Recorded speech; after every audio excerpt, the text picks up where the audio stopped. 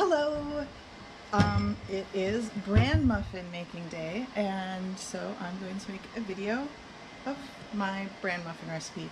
I'll also post that here, and this recipe is really nice because it's versatile. You can modify it in a lot of different ways, so if you don't have something on hand, you don't need to use it. You can substitute something else.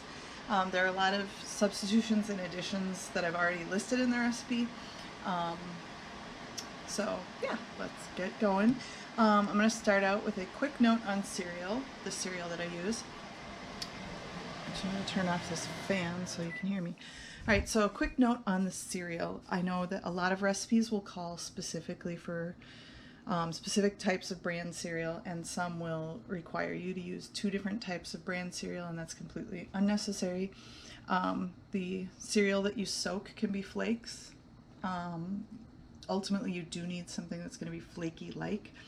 I've used everything from just, straight up Bran Flakes to, oh, my favorite is Weetabix. You can use the biscuits or the flakes. Today I'm using Total just because that's what the grocery store had. I tend to prefer something that doesn't have high fructose corn syrup in it, but that can sometimes be hard to find depending on what the grocery store has. So find your preferred Bran Flakes or whatever they got and go with that.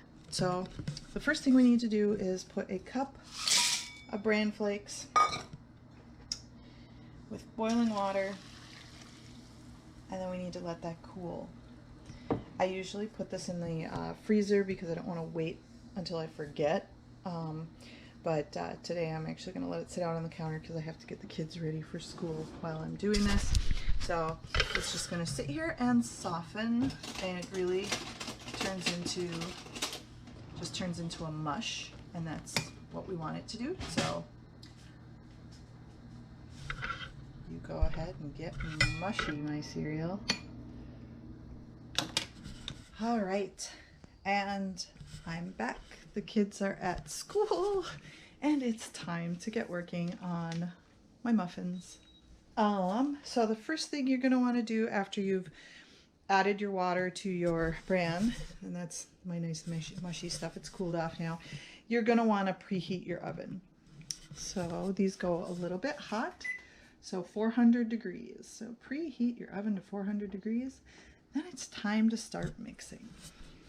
All right, so for the recipe with the variations that I'm doing, I am using wheat flour, all-purpose flour, oat bran, dried milk. The oat bran and dried milk are optional. Salt and baking soda, eggs, Bran Flakes. I'm using brown sugar, a mix of brown sugar and white sugar. Using wheat germ. I prefer to use butter over shortening. There's my smushed up bran and water. I'm going to be grinding up some flax seeds, and I am using whey.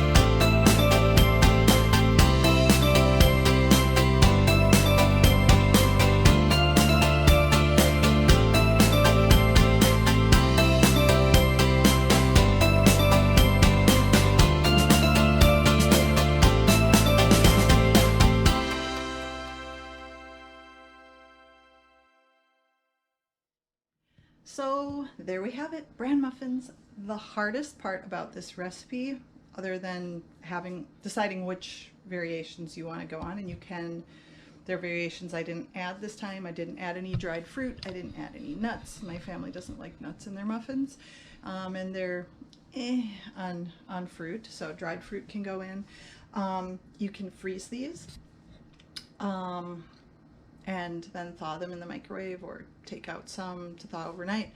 But one of the hardest parts about making these muffins is that you have to wait for them to cool to eat them. When they're warm, they stick to the papers, and so you'll lose some of the tasty muffinness if you eat them warm. But when they're warm, they're so good with a little bit of butter. Yum. But then you have to like gnaw on the paper to get the muffin off, and people look at you weird when you do that. So anyway, there you go. Have fun, explore, try something out. It'll be awesome.